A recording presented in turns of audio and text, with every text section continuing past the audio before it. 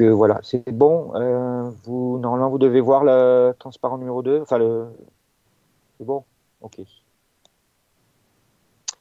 Donc, partie 2, application au système embarqué, exemple et démo. Donc, on va revenir un peu à ce qui nous concerne, vous, système embarqué. Hein, vous êtes dans une filière, bon, sans vouloir comment dire, j'ai été initiateur de la licence hein, il y a 15 ans, hein, je l'ai démarré, donc aujourd'hui je participais, donc il y avait quelques cours sur lesquels j'insistais bien, et notamment la définition de système embarqué, parce que vous êtes dans une filière qui s'appuie sur le département Géodésie de l'UT de Tarbes, donc en gros vous faites de l'électronique, l'électricité, donc qu'est-ce qui fait que vous avez le mot embarqué en plus hein, donc normalement quand je suis en cours devant vous, je démarre souvent ma présentation par ce que je vais dire là, j'ai dit, c'est déjà, je pose la question, qu'est-ce que c'est qu'un système embarqué? Comment vous le définissiez? Alors, là, c'est un peu marqué dans ce transparent, mais moi, j'essaye un peu oralement de vous faire réagir à ça. Qu'est-ce qui fait que vous êtes dans cette licence-là, ou dans d'autres licences ou d'autres formations universitaires qui s'appelleraient embarquées? C'est tout simplement les mêmes outils de l'électronique, de l'électricité, des moteurs, etc., de l'informatique industrielle, hein, c'est du génie électrique. Mais tout simplement, c'est appliquer un système qui a deux soucis ou deux contraintes fortes. Il doit fonctionner dans un volume fini, hein, et il doit surtout fonctionner également, il est coupé d'une alimentation secteur. Voilà. Donc un système embarqué, pour moi, il est mobile de deux façons. Il est mobile parce que vous le portez, parce que nous on le porte. Hein, donc pour moi, système embarqué, c'est votre smartphone, c'est les PC portables, c'est tout ce qu'on porte, tout l'électronique portable, voilà, le téléphone portable. Et il y a les autres objets embarqués, c'est ceux qui bougent tout seuls, c'est-à-dire ceux qui ont des roues, ou, les drones ou les avions. Voilà. Donc voilà pour moi la définition. À partir de là, vous avez deux contraintes. Vous devez faire de l'électronique là-dedans, en sachant qu'il n'y a pas beaucoup de place, puisque c'est un volume fini. Hein, vous n'êtes pas sur une table de manip ou sur une grande table, voilà. Et que votre énergie, c'est une batterie ou voilà, c'est une énergie électrique. Surtout, elle est finie, elle n'est pas sur le secteur, vous n'avez pas à volonté d'énergie. Donc à partir de là, normalement, on vous apprend cette année une troisième année de génie électrique. C'est les mêmes choses qu'on vous a, hein, on continue, mais on essaye de vous les donner en disant voilà, pour l'embarquer, attention, ça fait une contrainte où il va falloir réfléchir à ça.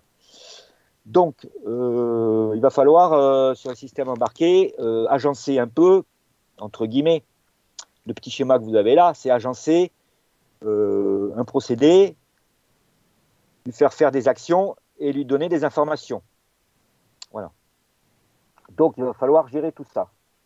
Et donc, pour gérer tout ça, vous allez être obligé finalement, non pas d'être, je ne sais pas de quelle filière vous venez au départ, hein, même si vous connaissez les domaines qu'il y a dans le génie électrique, il y a ceux qui sont plutôt dans l'électronique, les capteurs, etc., les faibles signaux, ou ceux qui aiment ça, il y a ceux qui sont dans l'électrotechnique ou les gestions d'énergie, les forts courants, et il y a ceux qui sont plutôt dans l'info-indus, voilà. Quand si vous êtes un système embarqué, vous êtes obligé de travailler avec tous ces éléments, parce que dans un système embarqué, vous allez mettre des moteurs ou des systèmes d'énergie avec des capteurs, avec de la haute fréquence, avec des systèmes de communication avec ou sans fil et avec des cartes électroniques dans tous les sens. Donc vous êtes obligé de faire avec tout ça. Donc la seule chose, c'est que en vous apprenant un peu à assembler tout ça, d'accord, et ben, ça va être d'utiliser quand même des outils de simulation qui vont vous aider. Voilà. Alors, donc, le but d'avoir des outils informatiques autour, c'est que finalement, un projet aussi, on va dire, de système embarqué, vous avez compris, il est multidomaine. Hein. Donc vous n'allez pas travailler tout seul sur tous ces domaines, vous allez travailler avec d'autres gens, ceux qui sont spécialistes des moteurs, ceux qui sont, etc. Et donc pour partager les informations, ça peut être bien sûr par les moyens normaux d'aller d'un bureau à un autre et de se donner des plans, mais c'est surtout de se partager des plateformes communes de travail. Voilà. Et donc de pouvoir avoir des systèmes interactifs d'études. Et il y a des gens qui vont travailler sur l'électronique sur ce système, d'autres ils vont travailler sur la mécanique, d'autres ils vont travailler sur les moteurs, d'autres ils vont, etc. Et chaque fois que quelqu'un ajoute quelque chose à ce système ou ajoute son projet, et ben en fait, ça a une interaction, bien sûr, ça a une interaction, un impact sur sur les autres domaines. Voilà. Donc, d'avoir un outil commun et de mettre toutes les informations techniques et la réalisation, c'est un peu l'objectif des outils pour les applications des systèmes embarqués. Le système doit être aussi en interaction, ce qu'on appelle en temps réel ou réactif. Ça veut dire quoi, tous ces noms? Ça veut dire que effectivement, j'allais dire ce qui pouvait se passer avant, ou ce qui se passe encore maintenant, c'est que si les bureaux d'études ou les différentes personnes qui étudient les organes d'un objet embarqué ne donnent pas à temps l'information de leur modification, les autres continuent à travailler sur j'allais dire, un plan obsolète. Voilà, donc il faut absolument que ça fonctionne en direct. Et il faut également, vous vous rappelez ce que je vous ai un peu expliqué tout à l'heure, il faut qu'à un moment donné, quand quelqu'un fait une modification sur l'objet, on ne va pas faire le prototype. Hein. Vous avez ici un exemple à droite de l'avion. Avant de construire vraiment l'avion et de faire tous les tests, si quelqu'un ajoute, j'en sais rien, un calculateur dans l'avion, il voudrait simuler ce que fait ce calculateur réellement. Voilà. Donc il va falloir faire ce qu'on appelle la simulation temps réel, c'est-à-dire simuler en vrai, avec les vrais comportements. Voilà. Donc ça nécessite des outils informatiques. Vous avez compris qu'ils vont faire quoi finalement? Si vous avez suivi le début du cours, ils vont réunir toutes les familles que je vous ai listées. Il va y avoir les calculs mathématiques, des calculs de circuits, des calculs d'instrumentation, d'interface avec les objets. Hein. On va directement faire une simulation et ça va être connecté à un morceau de l'avion et ça va activer voilà, je sais pas quoi, des voyants, voir s'ils marchent bien, des calculateurs, des commandes électriques, etc. Voilà. Donc on peut faire aussi du test en direct avec l'ordinateur. On travaille un peu sur un objet qui a l'air virtuel, mais on va aller activer des choses directement. Voilà. Alors les applications, elles sont diverses. Vous aviez, ce sont un peu cette partie, c'est un peu pour vous dire, vous, normalement, sur quoi vous devez, au niveau de votre poursuite professionnelle, les secteurs dans lesquels vous allez peut-être vous retrouver, j'espère, voilà, donc peut-être l'avionique ou les sous-traitants, peut-être également sur des petits objets que moi j'utilise beaucoup en GE2I. Bon, c'est pas de la robotique on fait faire beaucoup de robotique sur les projets des étudiants, mais ce qui est intéressant, c'est que les petits robots roulants, d'abord, ils sont utilisés dans le monde industriel, hein, et puis surtout, ils reproduisent toute l'architecture des systèmes embarqués, tout ce que je vous ai expliqué. Il y a de tout dans un petit robot. Il y a des moteurs, il y a des cartes de commande, il y a des transmissions sans fil, il y a des bus électriques qui doivent être blindés ou pas, il y a des capteurs dans tous les sens, etc. Voilà. Donc ça, c'est très intéressant de travailler sur ces petits objets. Et là, vous voyez, vous avez tous les domaines, voilà, de cet objet-là. Ouais. L'autre application, c'est l'automobile, bien sûr. Système embarqué, gros système. Donc là, vous avez des exemples, encore une fois, c'est un peu, bon, maintenant tout le monde s'y est mis entre guillemets, mais je recite la marque Toyota, même si, avec tous ces schémas, vous voyez, ces schémas-là que vous avez, ça peut ressembler à un schéma électrique de Spice, mais en fait, il y a des morceaux de moteur, il y a des morceaux de boîte noire de calcul, il y a un peu, voilà, c'est un schéma finalement qui est multi-simulateur, c'est des organes, c'est à l'approche système. Après, normalement, quand vous avez ce genre de schéma, si quelqu'un, par exemple, clique sur moteur, je ne sais pas, ou sur PWM, derrière, va y avoir carrément le circuit interne du moteur. Voilà. Donc, vous voyez, tout est intégré et on peut, comme ça, construire pratiquement la voiture avec tous ces objets-là. Et puis, il y a un lien, bien sûr, pour l'hybride qui a été fait avec l'électrique et la mécanique, hein, puisque c'est le cœur même du système hybride et du couplage des deux modes de transmission. Donc là, vous voyez qu'avec ce genre d'outil, on peut passer de calcul électrique à calcul mécanique, à calcul thermique pour voir l'échauffement, etc. Voilà. Alors, là, je vais juste, c'est du listage, hein, ça peut ne pas être à jour.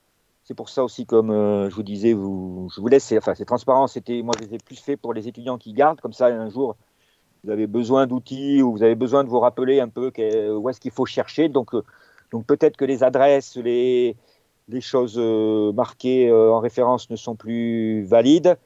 Voilà, j'avais aussi des petites démos en direct. Bon, je ne vais pas les faire là aujourd'hui parce qu'après on va travailler un peu plus sur un sujet de TP dans la deuxième partie. Donc voilà, mais ça, vous trouvez ça sur Internet, je vous fais confiance. Voilà, mais c'est pour vous guider à savoir où trouver. Donc vous vous rappelez, le type 1 des logiciels, c'était le type 1 des logiciels, c'était un problème. Non, pardon. C'était les calculs mathématiques. Donc, je vous l'expliquais, il y a MATLAB, il y a aussi voilà, MATCAD, Maple, etc. Vous avez, alors MATLAB, ça coûte cher, hein, même si c'est beaucoup implanté dans la pédagogie, dans les universités, etc. Mais ça reste quand même un logiciel professionnel ou disons commercial. Euh, voilà, donc ça vous fait des graphiques mathématiques en 3D, en 2D, ça vous fait, c'est même, il y a du calcul symbolique, donc vous écrivez même plus des valeurs numériques comme Excel, vous écrivez carrément des équations A, X plus B, et il vous calcule toutes les courbes, etc. Voilà, super calculatrice graphique. Euh,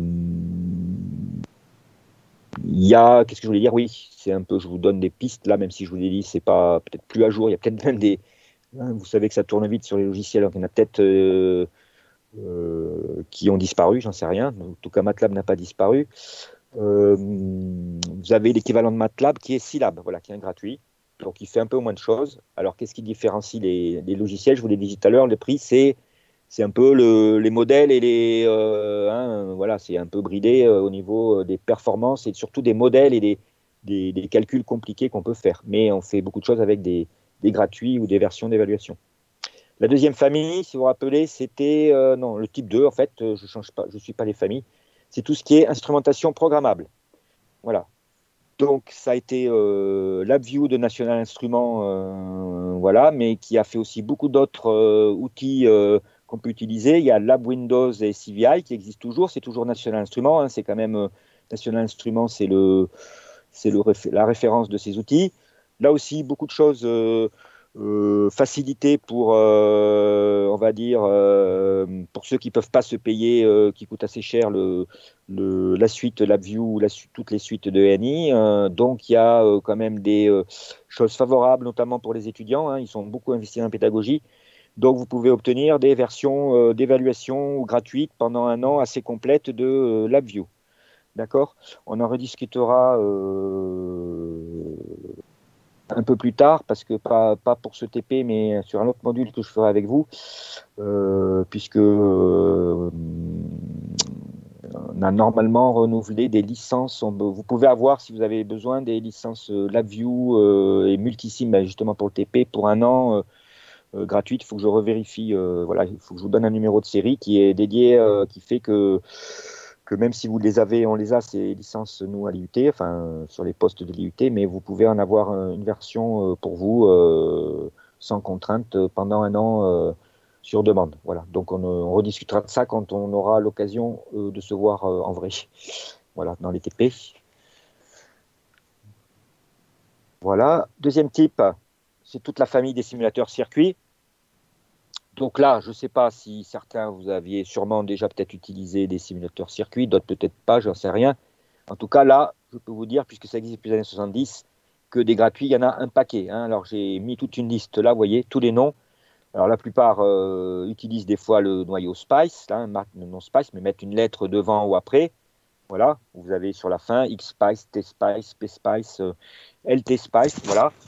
Là aussi, ben, je vous laisse chercher. Ce qui est intéressant, c'est que il y a une très bonne base de données gratuite, hein, même s'il y a des simulateurs de type Spice qui sont très très chers. Hein, petite info d'ailleurs, je vous dis, parle de très très cher, pas très très cher, que ce soit le MATLAB, le LabVIEW, voilà, une licence complète coûte minimum 3 000 euros et peut aller maximum, si vous avez pris avec ces outils-là beaucoup de choses que vous propose le concepteur, hein, notamment MATLAB, vous prenez beaucoup de toolbox, ce sont un peu des options que vous rajoutez. vous pouvez monter à des prix de logiciels alors plus pour les industriels, hein, on va dire, ou pour les entreprises, les ingénieurs, mais qui montent à 50 000 euros, hein, et voire plus. Hein. Il peut y avoir des logiciels, je vous expliquerai après, à 100 000 euros. Vous voyez, voilà. Alors le but, c'est plus de savoir que normalement, ces outils, une fois que vous savez les utiliser, c'est le but de ce TP. Nous, on va utiliser plutôt ce que vous avez sous les yeux. On va utiliser des simulateurs circuits, on va faire des TP pour vous apprendre. Quel que soit l'outil que vous utilisez, quelle que soit la marque, la méthode derrière est la même. Donc, une fois que vous avez appris à utiliser un circuit simulateur, ben, à part les boutons particuliers ou les menus particuliers de chaque constructeur de solver, il n'y a aucun problème pour s'en sortir et avoir la même méthode. Voilà. Donc là, je vous laisse, si vous voulez vous en faire utiliser des Spice là, pour faire le circuit, peut-être que vous avez déjà utilisé. Là, vous tapez Internet et vous avez des dizaines de Spice. Alors, pour s'y retrouver, ou celui que je vous conseille, qui est vraiment très bien, je ne l'ai pas marqué là, il est en dernier de la première colonne des bleus. Là, c'est LT Spice. Voilà. C'est un gratuit pour l'instant. Alors, souvent, les gratuits démarrent gratuits, souvent les applications. Et puis, au bout de quelques années, quand ils voient qu'il y a beaucoup de gens qui l'ont, des étudiants ou d'autres personnes qui l'ont bien utilisé, hein, ils deviennent payants, comme beaucoup de choses en informatique. Mais pour l'instant, LT Spice, version, je crois que c'est version 17 actuellement, elle est vraiment gratuite, super. Il y a beaucoup de modèles, il y a beaucoup de choses derrière. Elle est très très bien, voilà, pour avoir quelque chose de gratuit dans votre boîte à outils d'étudiants et de peu importe.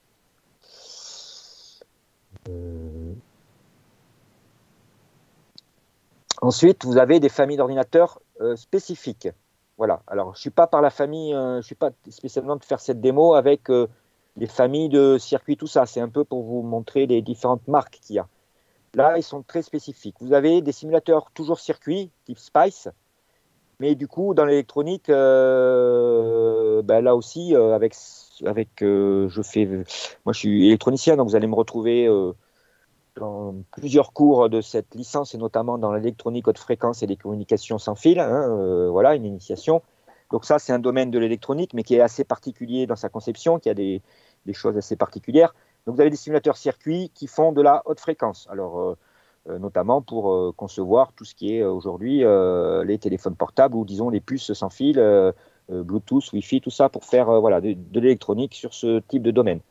Donc là, vous avez des références diverses et puissantes. Ce sont un peu des outils qui sont spécialisés vraiment à un domaine de l'électricité. Hein, vous avez donc, je vous cite en violet, Agilent, ADS Agilent, c'est pour la radiofréquence avec des modèles d'antennes et de puces sans fil. Saber, c'est pour la puissance. COM6, voilà, c'est pour les communications sans fil. Voilà, vous avez des images de ce qu'ils vous présentent. Chacun vous présente leur mode de fonctionnement, comme vous avez des photos de COM6 avec, voyez, des courbes que vous ne connaissez pas peut-être, ou des comportements, ce qu'on appelle le diagramme de l'œil pour les communications numériques, les trames de nos communications numériques. Voilà, avec de l'optique aussi, des bibliothèques optiques.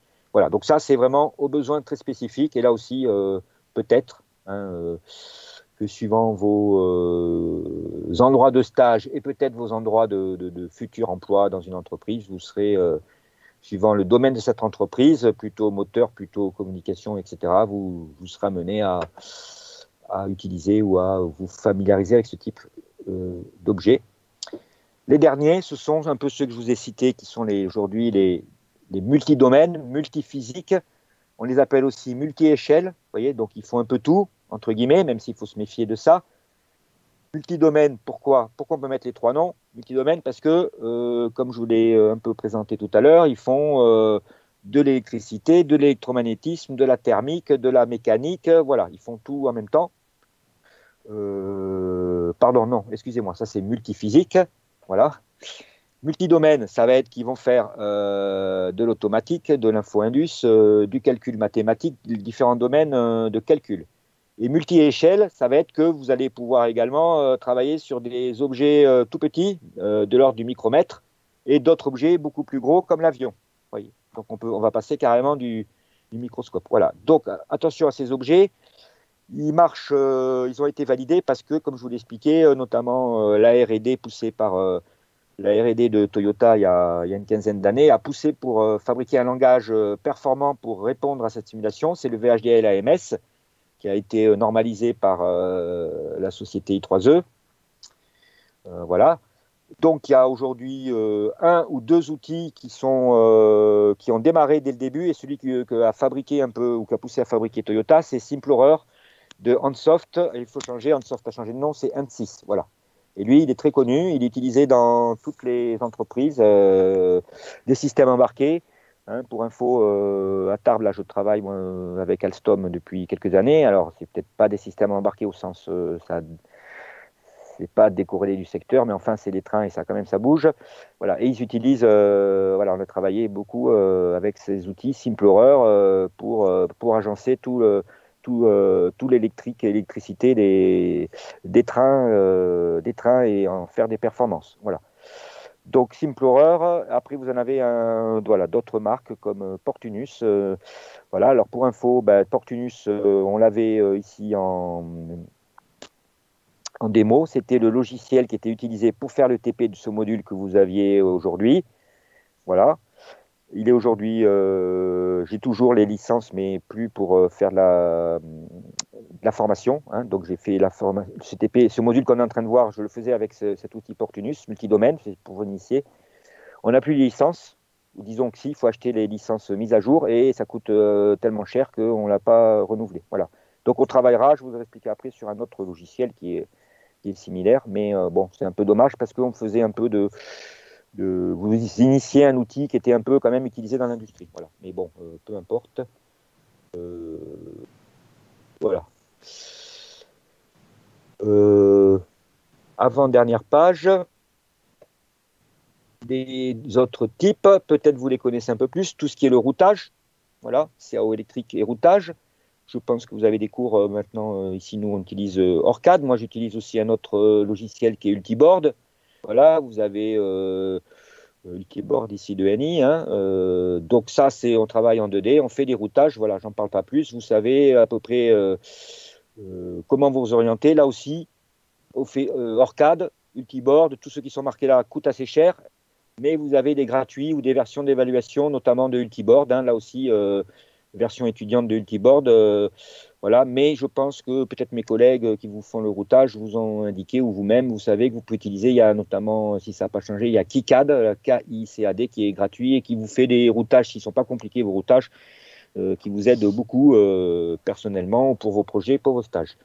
Il y a des outils de câblage spécifiques pour le câblage électrique, hein, des armoires de commande, des outils de câblage des télécoms, et enfin, pour terminer, des simulateurs physiques numériques 3D. Voilà. Alors, pour simuler soit les semi-conducteurs, donc vous avez les micro-wind par exemple, soit pour simuler les champs électromagnétiques et les antennes, et vous avez des résultats de champs comme la petite figure avec des couleurs là en 3D. Et voilà. Et donc, on va, pour terminer sur cette présentation des outils, on va travailler, nous, dans un deuxième module, hein, sur de la conception 3D avec ces outils. Vous allez vous initier au numérique 3D. Voilà, je fais la deuxième pause, ou disons la pause de l'intercours, hein, puisqu'on a 4 heures ensemble, de 9h50, même si ce n'est pas 9h50. C'est peut-être quelle heure il est, là? Oui, 9h56, ok. Fais une pause de 15 minutes jusqu'à 9h15. Voilà, je vais vous l'envoyer ça par mail, hein, puisque... Voilà, à tout à l'heure pour la seconde partie du cours, 9h15.